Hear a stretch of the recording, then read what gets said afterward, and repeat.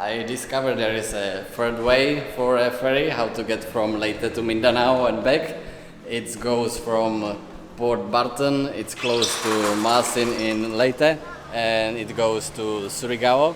So I think that's actually the best option because the price is 3,500 like the others, and it's the farthest, and it actually gets you down to the southern Leyte where you probably want to be because there are the diving and other touristy options. There is no schedule, there is no website. I was at the port and they gave me a phone number to call the day I want to go. Maybe there is one, maybe there is 3 ferries a day. It really depends. So I'm just gonna give them a call and see where can we go. I was just on the phone with the port in Padre Burgos and they told me there is ferry at 11 a.m. We are in the town of Padre Burgos and there is the port. I can see there is lots of trucks and that's the boat, I think. So the boat I just park here. Anyway, the ticketing office is this blue container.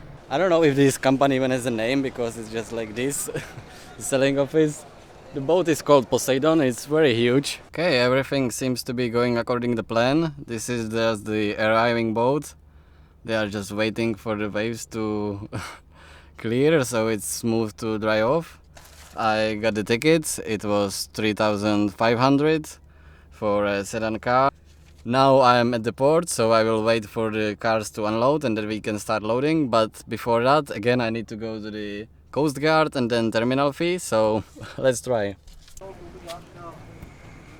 Yeah, so the Coast Guard is just this building right in front of the port. Hi, hello. The Coast Guard? Have a seat. Thank you. Take care.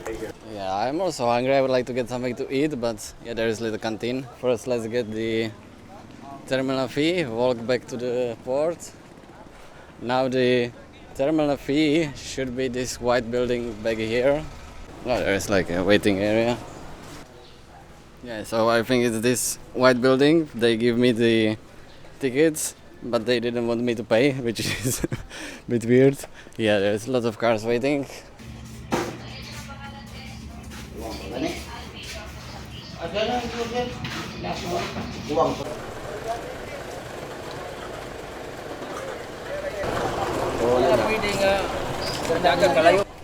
Okay, some of the trucks came down. Now there is another big one we overtook, and this one came down too, and looks like the cargo is a little bit broken.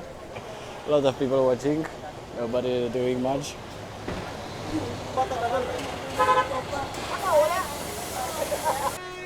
Yeah, this seems more like Africa than Philippines. One of the more hectic ports. Yeah, definitely no tourists here and not even much of cars, just trucks.